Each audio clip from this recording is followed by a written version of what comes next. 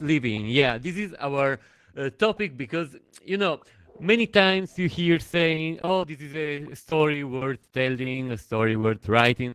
But we keep adding and adding more and more dimensions to this.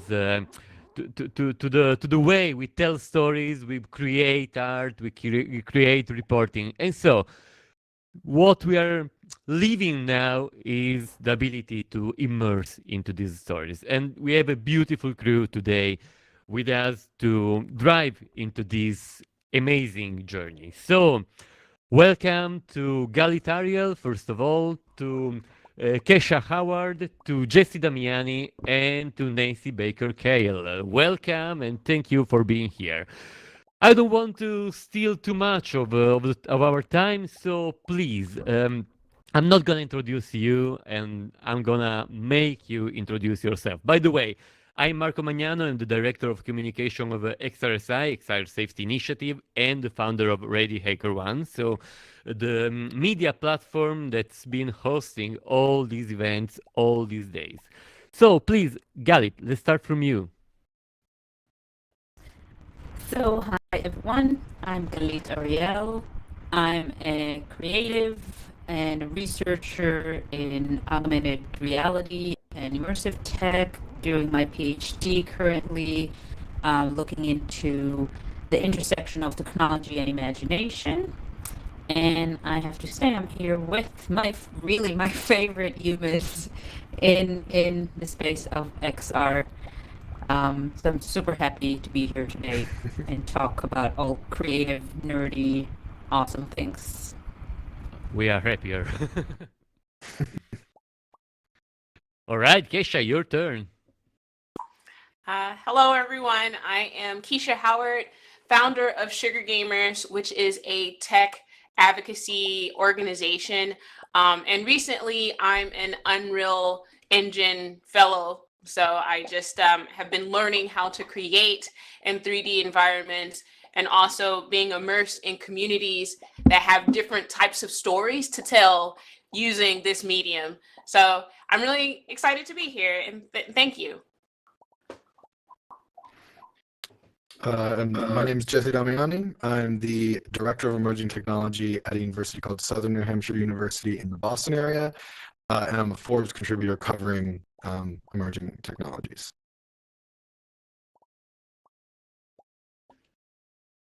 Hi, Nancy. I'm Nancy Baker Cahill. I am an artist working at the intersection of fine art, new media, and activism.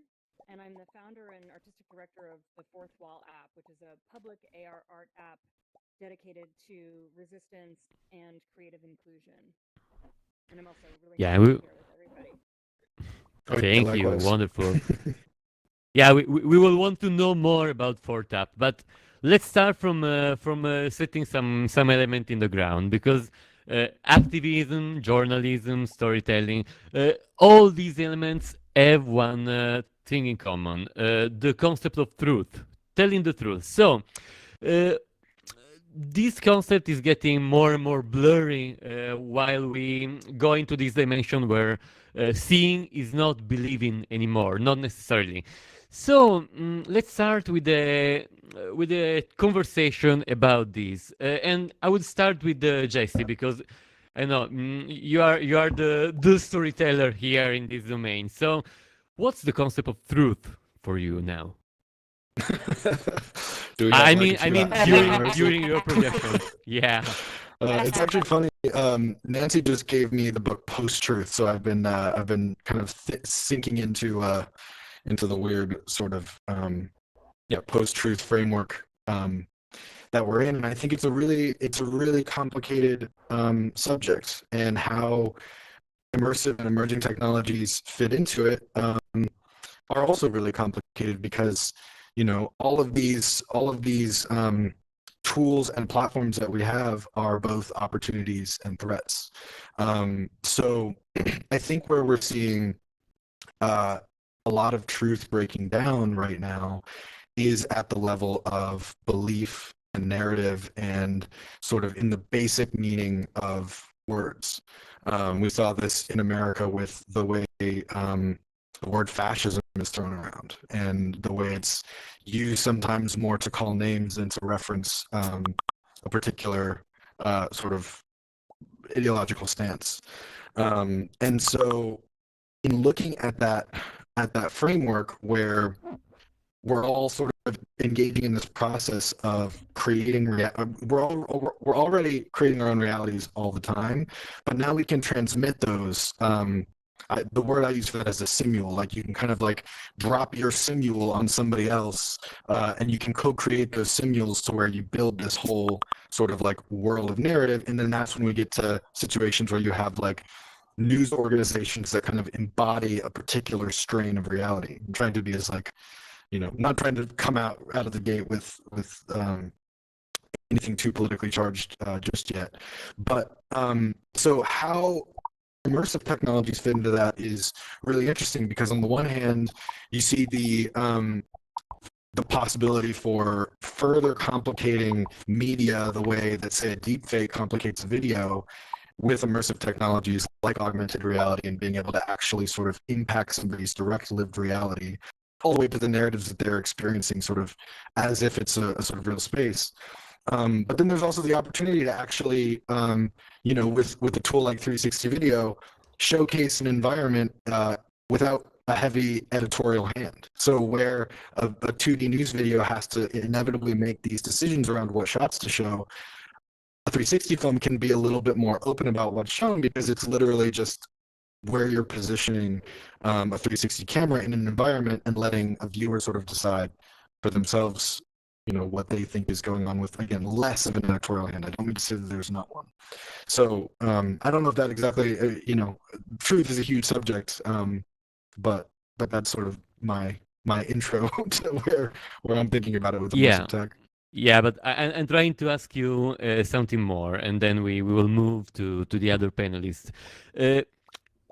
During your immersion in this immersive domain, did you notice, I would say, a different access to the truth, a different idea of what's true and what's false, apart from, let's say, the bigger picture? So what's interesting is that in immersive, if you think about it in the broadest sense of the word, obviously, like there's all kinds of limitations to the type of immersive environment you can be in.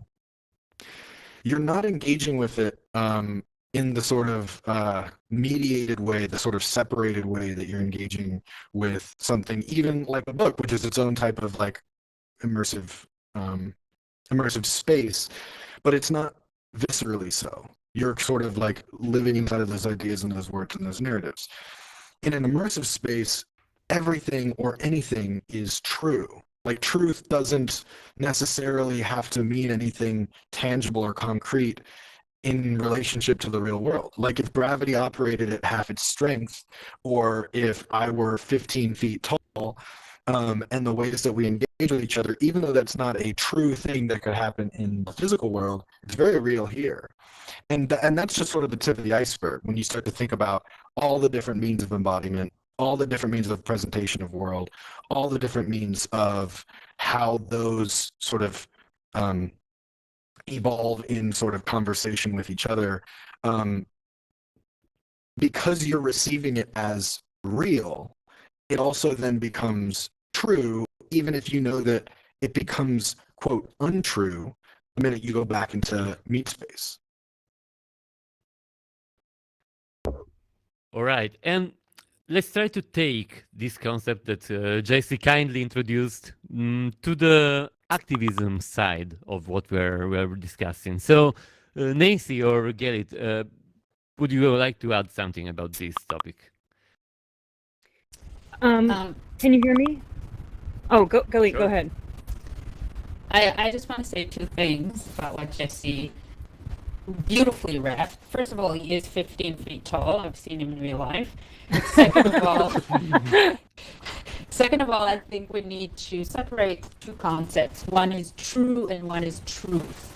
And I think this is where, when we talk about your initial statement of journalism being about the truth, or art, or storytelling, I don't believe they are about the truth. I think they are about delivering something true from a unique perspective.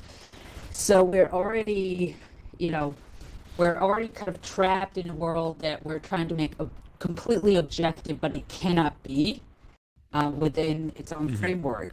And this is where what Bessie actually said was really, really interesting and profound, because when we get into the immersive world, we're moving away from truth altogether into another way of trueness or truthiness. What feels true to me is then the reality.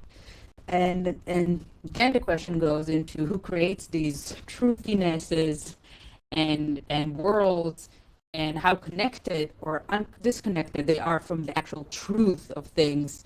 And I think that the thing that we really are seeing because of immersive media, but because of any cultural media that we've created, is that blurriness between, tangible realities, physical reality, into perceived reality that now can be mediated, and into an ultra reality that is getting further and further away from where we are. And it's a matter, we cannot restrict what immersive tech will create or any cultural medium will create, because they are doing it. But I think we have been lazy, deliberately lazy, as creators, into admitting to the consequences of adding this blurriness into people's lives. And I think this is the role of doing that separation between what is the truth and what is true and what is truthy, or feels true. Um, and I think I've been talking a lot about, augmented reality specifically as being the most amazing and dangerous technology, because this is where you're rooted in the truth of physical reality, your core understanding of the world, and adding Yeah. something that might feel true but is actually not true at all. And I'm saying it with all the love of AR in the world. We have to be held accountable as artists and as content makers, and understand the consequences of bringing digital content into physical space. Nancy, your turn. Yeah, I mean, I think you're both so eloquent on the subject, and Yeah. as to, I think especially in a moment of such competing and contested realities, there is an enormous responsibility that we have as creators. And I think one of the things that's been really interesting for me with this platform, with this app, is, and collaborating with so many artists and all across the globe.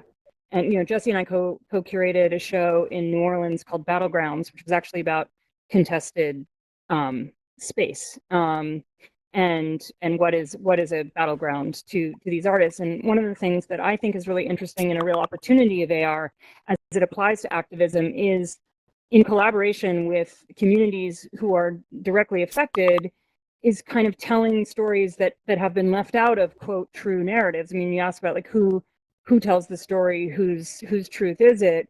A lot of really compelling and urgent truths have been as I say, suppressed, ignored, denied.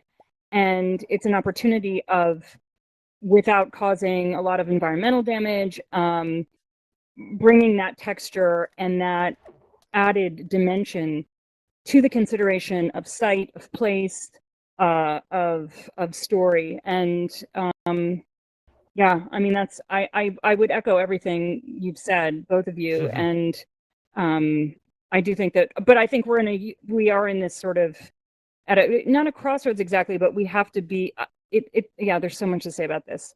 Of course, I'll get really political very quickly, so I'm going to cede the floor. I'm sure Keisha has something to say about this too. Yeah, exactly. I immediately thought politically, so I think that we should go on to the next question, because in addition to what everyone else is saying, just understanding how, if we're talking about truth and how it's consumed in this medium, there's a lot to talk about here, and there are different types of ways people are affected by non-truth, and it viscerally affects me when I see like how much damage that it's doing and how much responsibility that we have being intellectuals in this space, being creators in this space, to really kind of provide structure and education to individuals that may not actually know how these spaces work. Like we're in the sexiness of new emerging technologies, but who owns the message? Who owns how we see these creations get out here? Like the media is so loud on such specific stories that completely eliminate different perspectives, different cultures, different so much. So, like it's so important that I got to be here, because then I can sort of at least take the responsibility of being a segue and having these discussions with people who just don't know and aren't aware. So again, very, very political, ideas about this, I but love it. but yeah, it's just like following not following the money, but like just following who's in power, who's controlling the message, who's pushing all of this out, and like I said, making sure that we have at least the wherewithal and feelings of responsibility toward how this is going to impact how we engage with our human counterparts. So anyways, that's all I have to say about it. Galit, I what, just what do you want to wanted, add? as a Canadian representative here, you're all in the US, can I open the stage and say, I think it's okay to be political, because it is political, because media is political, because technology is political, and I know we're all trying to tread on eggshells, because this industry is also highly funded by big tech organizations that are political, and the main source of income and livelihood and generation of this industry. So I think it's hard for everyone to name the names, but we all know what it is, and it's not about shaming people who work there or the technology itself. But the truth is this: this is an economic system. This is an industry before it is a creative tool, still, unfortunately. And it's driven by monetary values. Most of the applications that are there to either promote or sell something.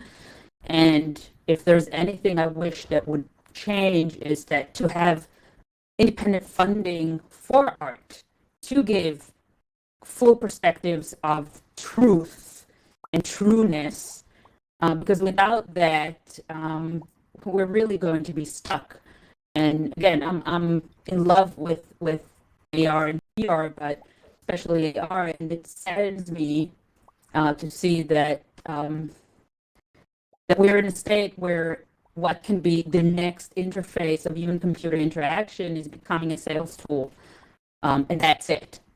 So, I think it's okay to be political, and I think none of us is here to talk against any platform, but I think we all want and believe that there is a better ecosystem that could be had in there.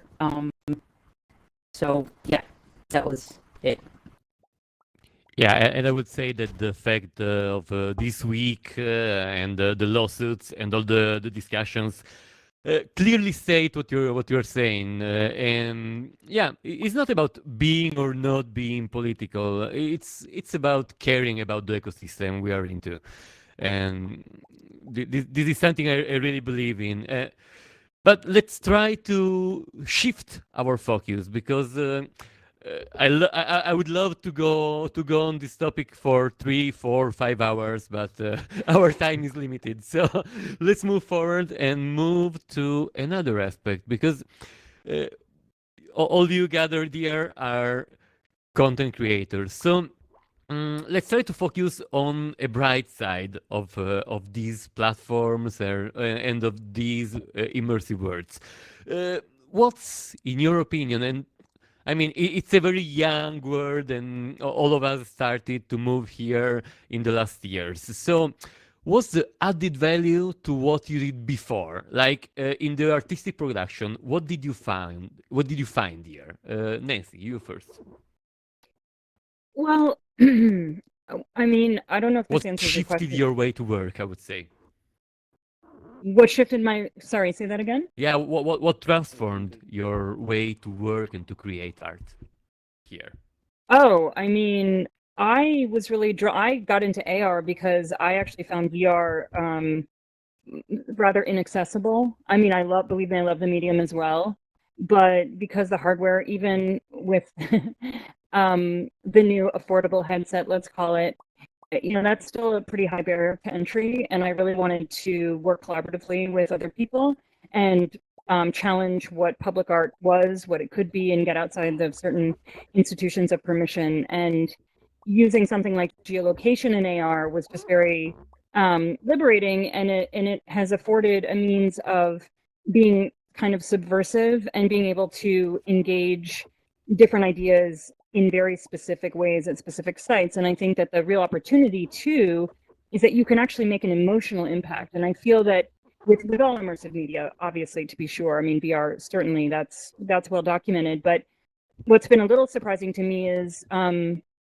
getting feedback from people who experience some of the AR artworks, all of which are, I'm so fortunate to work with really rigorous artists, and so these are works that have meaning. They aren't just mere spectacle. They aren't decorative, and to get feedback from viewers and participants that they were either moved to tears, or it caused them to think about something that they'd never considered before, or they felt very connected to the subject matter. That feels like something that's pretty exciting, and gives me a lot of hope about this particular type of media.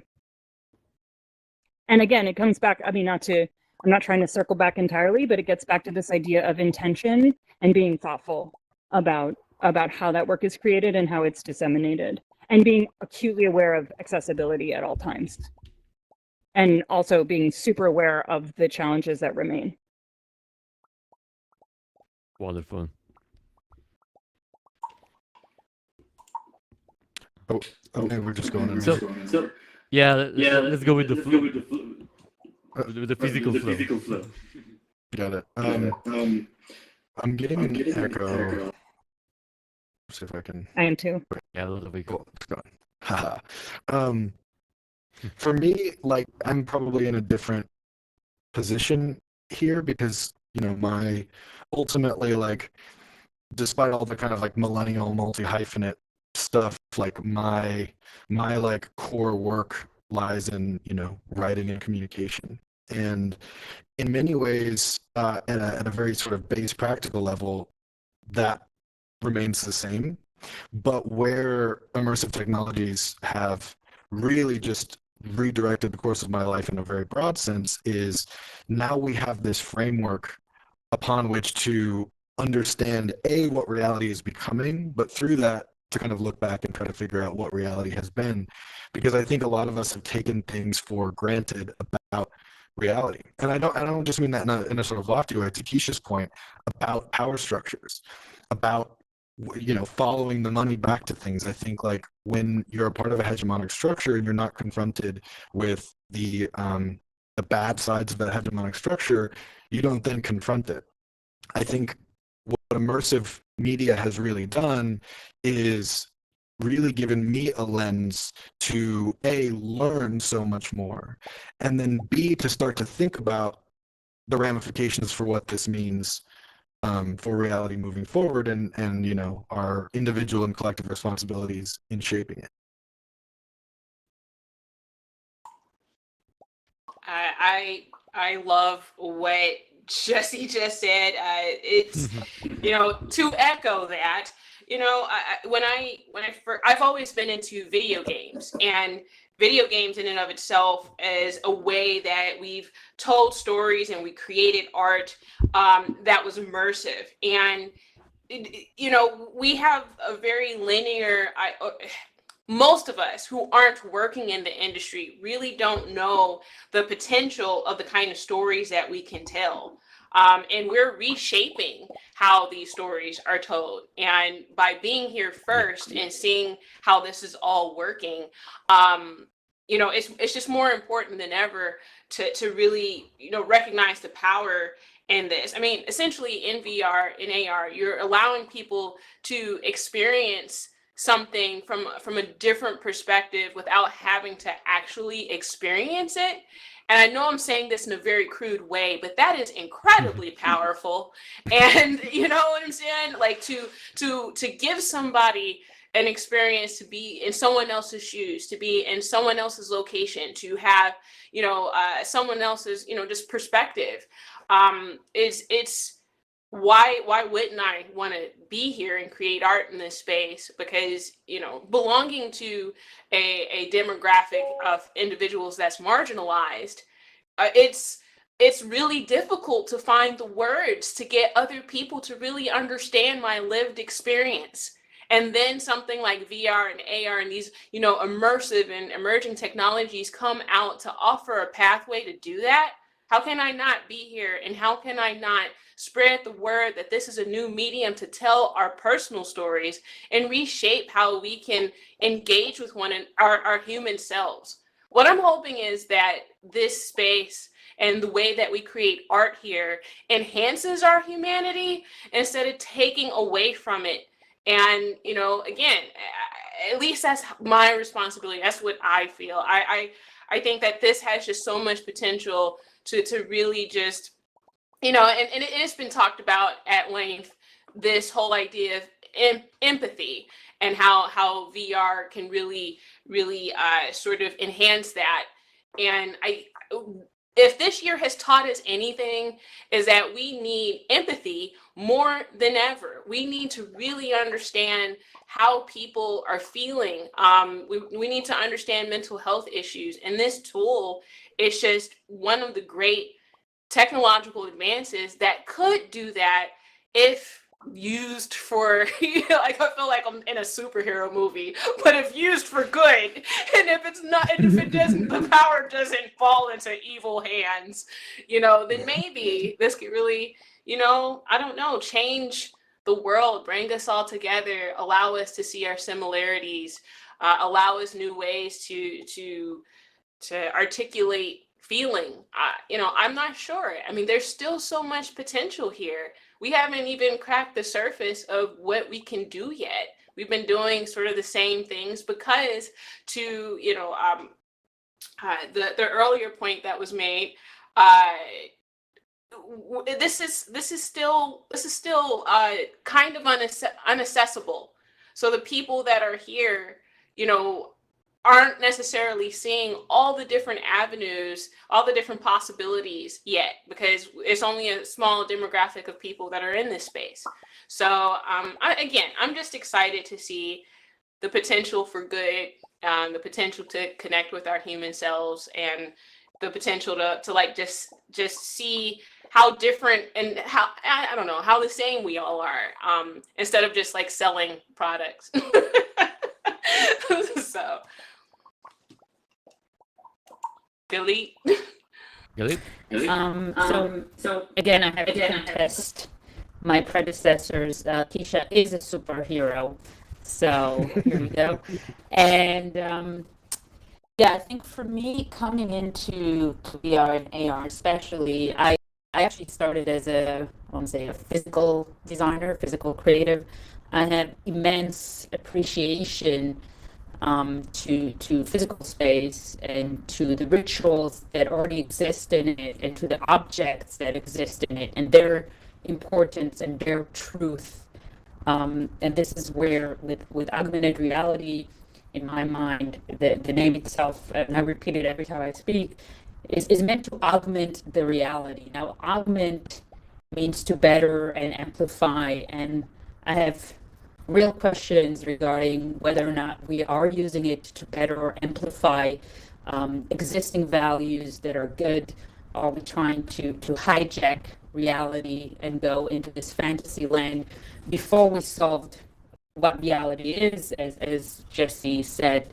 And again, I really don't want anything but using these technologies to add value versus echo biases or echo, issues we already have with embodiment and gender and race. And I know it's hard to do this leap towards this disembodied ideal space, and it might never be that. But I think we're missing a lot of opportunities because we're being trapped in what works in terms of engagement. What creates the clicks, what Yeah. creates the likes, what is, how hot should we look? I downloaded yesterday Cyberpunk 2077, which I was waiting for a year, and the idea that you can have a gender slider was amazing for me. And then when you actually build your avatar, um, you can decide on the size of your dong and how much push you have. And okay, salute to to the realism in it, but I'm really doubting if this is what we need in virtual space. If that's what we need, these hangbacks and these representations, beyond the fad, why is that the hell important to us? And by recreating them, are we making a better version of the world? Or are we just creating more complex Freudian issues with how big is your, virtual nipple is, or, etc. How does your body look in virtual space? And this is a shame for me. Again, there's an aesthetic value to it, there's an existential value to it, but I think we're focusing on kind of like the less productive aspects of these technologies.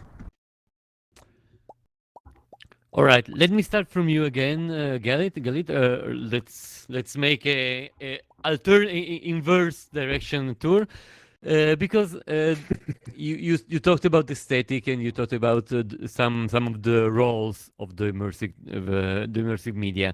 One of the maybe more interesting roles that can play right now, right in this moment in 2020, 2021, when travels are almost impossible, and we are starting to forget some places, is to preserve the memory, for instance, of the monuments that are becoming destroyed. Like, there is a very interesting project about the preservation of Palmyra in Syria. It's been photographed from anywhere, and now it's being reconstructed. The Ark is this project. So what's of course we are starting this new world, but is there a space for memory somewhere here? Yes, I want to say yes and no, in a sense that, of course, there's a personal memory and the collective memory, and memory, like history, is written by the person documenting it, right? And again, I think it's important to preserve and use it as a tool for archiving certain things, but, and there's always the but, with digital memory, I want to say it stays forever, and if it's distorted, it stays distorted forever. And it's again, I just started my PhD, so I don't want to go into existential theories. So, but perhaps memory should be what it is, an ever-changing, personal, diminishing quality, documenting and keeping our legacy forever. Again, there's something good in it, but if people that have perfect memories, lose their mind very, very quickly. And again, it's a matter of who creates the memory, who edits it, who preserves it, and with digital, who has access to alter it later on. Yeah. So, again, I don't think AR and VR should be about memory. I don't think they should be the quantitative technologies. I think they should be emotional technologies that add, to the truth we have and not provide alternative truths. I think it's potentially dangerous and perhaps counterproductive to our human selves. Oh, can I steal this answer of yours forever? I loved it.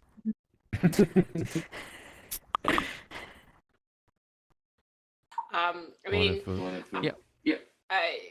As it pertains to preserving things, I think, again, if this year has taught us anything, it's to have an understand to not take things for granted.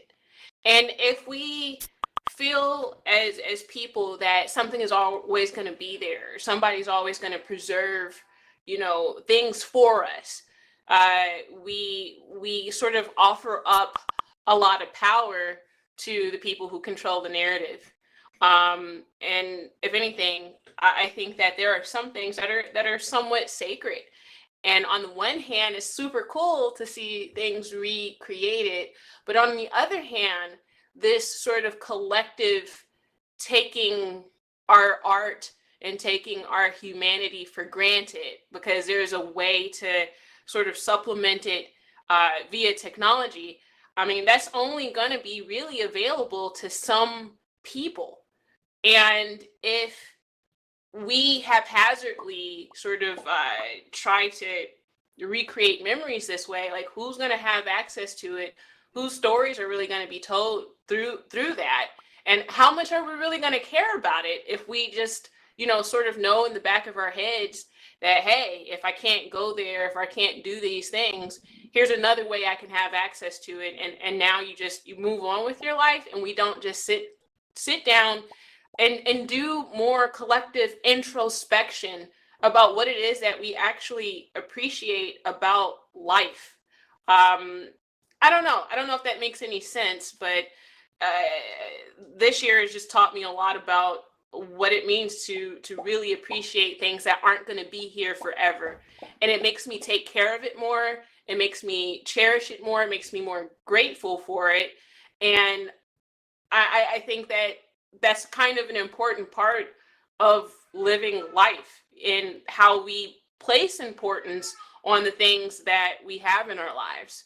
So again, if VR, if these emerging technologies kind of take it and cheapen it and replicate it and make it, what it is, won't it lose some of its, I don't know, sacredness, some of its, some the things that make it special. Value. Yes, value. Thank you. So exactly. and I think it basically just conceptualizing that all in one sentence. The value of these things are sacred, and like I don't know if VR and these emerging technologies can preserve the sacredness of our art, of our memories, of these sorts of things. But they can definitely exploit it. And that for me is a little scary. So I mean, at least that's my perspective on it. I'll add just like the fun, because I mean, I don't think like we can't, like what Blake and Keisha said, are just like that's the focus.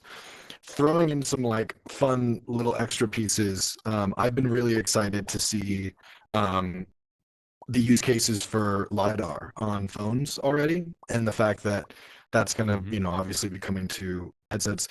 That comes with, a lot of complications and sort of ethical considerations that it's very clear are not being made. So we need to get on top of that, and quickly. But the idea that you could preserve objects or spaces and remix them at later times, like the idea that I could literally right now take a LiDAR capture of my room and then infuse digital information and digital people. If it were a gathering like this, like we could have like a gathering in my room as it looks in the physical world, but we could add all these kind of new cool digital pieces, and everybody could bring, almost like a not literally show and tell, but we could all kind of like see what our transformation of that space. That realm is really exciting to me. But I think it really comes down to use case and what kind of safeguards you're putting in place so that, the focus, the intentions are good and the focus is good. I think about like folks with dementia and Alzheimer's, being able to recreate spaces that were familiar to them would be, just an incredible way for them to, feel less chaos and feel less alone. But that doesn't mean that type of thing is good for everybody. And in fact, that's a very narrow use case. Yeah, I am just going to come at this as, weirdo abstract artist here, but when I think about memory in this medium, I think actually about a very embodied experience of what happens. Jesse's heard me talk about this a lot, but like after you experience an AR artwork on site as a public artwork, the way that, let's say, you return to that space and you don't have your phone or you're driving or whatever, that it leaves a kind of imprint, or it can leave an imprint, and that the power of that imprint is not to be underestimated. And I feel, back to what Khalid said, that as an emotional medium, as an artist, I want to move people, because the artworks that move me are the ones I remember, and they're the ones, even if they don't spur me to action, they cause me to reflect. They do reflect, to Keisha's point, my own humanity, the humanity of others. And I think that's sort of, as an artist, that's what I'm always sort of interested in pursuing and in experiencing. And I guess the other thing I would say is that I'm really thrilled. I'm rarely optimistic, and I have lots of feelings about all of this stuff. But I will say that the creative potential to create new vernaculars, new visual vernaculars, new stories, new ways of experiencing work in unexpected embodied ways is beyond thrilling, and has the potential to create entirely new memories for people. And I mean, I'm a big fan of the Trojan horse, creating things that are, visually alluring and have a little medicine in there that you might not see Yeah. at first. So, yeah, I think memory, because so many of my collaborative projects, not my individual projects so much, but my collaborative projects involve calling out memory, calling out things that have been forgotten or erased. I don't know. I think it's such a broad spectrum that can be applied here. So in this case, I would just respond as a maker. There will be still a lot to say, but just before jumping to a couple of public service announcements, I'd like to ask you, given that probably this is the first generation of creators in the immersive space, the first real generation, what kind of responsibility do you feel you have towards the people who will come after us in terms of creative generations? What kind of legacy do we want to leave in this space? If I can start, Yeah.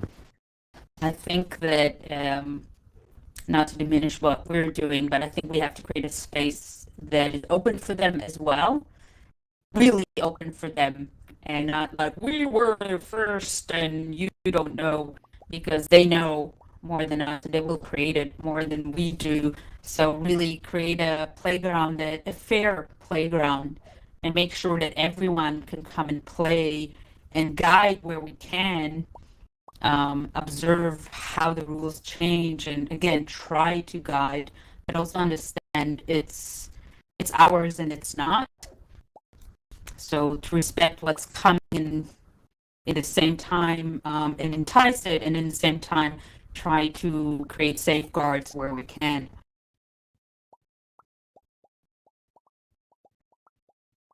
Yeah, I would just add that I think making it, again, always kind of lowering the barriers to entry and broadening access to the tools, to the technology, to mentorship, that seems really critically important. We see this explosion of creativity on platforms like TikTok, and I mean, for all of its shortcomings, it's pretty extraordinary. And I've seen with my own app just like what happens when you invite people who don't consider themselves creative into a discourse of, not even a discourse, just inviting them to participate and collaborate. What emerges is inevitably wildly unexpected and imaginative and inspiring and hilarious. And so I think, the happier, the more people, when people are more creative, they tend to just behave better in general. And I think that to the extent that we can be as inclusive and accessible as possible, I think we're going to build a much better world in this arena. Thank you, Nancy. I don't know if Keisha or JC want to add something. Otherwise, I would move to a short announcement. I'll just throw in, I mean, I think like building on Nancy's point, if you make a space that is really open for creativity without, obviously there needs to be, anti-harassment functionality. I'm not saying like free-for-all space. Though everybody is welcome to make their own free-for-all spaces. But like if we're thinking about fostering a new generation of creators, I think getting as much out of the way as possible, carrying the lead point, making a space that is either socially creative, the way Alt Space is, the way the Archet is, making spaces that have freeform creativity like Tiltbrush and Gravity Sketch and Medium and Quill and Masterpiece and all the other pieces. If you're talking about 360 sort of video platforms, like making those, so like the way GoPro's platform is like now become really easy and intuitive. It's still a little bit pricier, but it's way cheaper than it used to be. Basically just there's a fantastic Buckminster Fuller quote to this point, and it's something, I'm butchering it here, but the idea is if you're trying to teach somebody something, don't try to actually teach them, give them the tools so that they can teach themselves. And I think that's really the most important creative responsibility I see myself having, and hopefully others too. Thank you, Jesse. So let's move to the towards the end of this panel, also because I know that somebody of you has some further activities. So just one quick but very important communication. As you can see, in this XR September's week, our partnership with the Kaleidoscope Fund brought to the launch of the XR Safety Grant is a $2,500 award for creatives, for artists, for who wants to propose projects that are connected.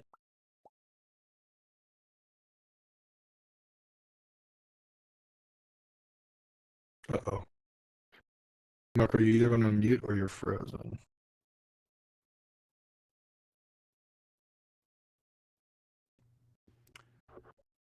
Okay, some technical issue. Sorry. And so about this, I would like to first of all send you to the Kaleidoscope Fund, and secondarily, Jesse, you already partnered with the Kaleidoscope and with this kind of grants. So, what are the opportunities that are opened by this kind of collaborations? I mean, yeah, I can't speak highly enough of what Kaleidoscope's built and continues to build, Yeah, and sure. making space for funding creators. Yeah, I founded and was a co-chair for a little while of the Social Impact Grant, and invited Kavya to be on the board as here. And Kavya has carried the mantle into this whole new grant, which is super, super exciting. And so, yeah, it's a great opportunity, and I think it's something that creators will be really wise to embrace. At the same time, Jesse and Nancy also partnered with XRSI in creating sorry, in creating our guide for artists and for content creators, Extend Reality with the Awareness, XR Safety and Privacy Guide for Artists. It's a two-tier guide. First of all, some basic tips for each artist, or everybody who wants to jump into the content creation. So let's start from use multi-factor authentication, or for instance, take care of your backup, all these very, very basic tips and the resources to get through to that. And some advanced tips, especially in the basic, in the wider idea we have of setting the right mindset. Because one thing are the rules, are the one, two, three, four tips, but the main great challenge is to create a aware mindset when you create content. So xrsa.org, you can find the guide and you can download it for free, of course. And well, let's start to prepare your projects.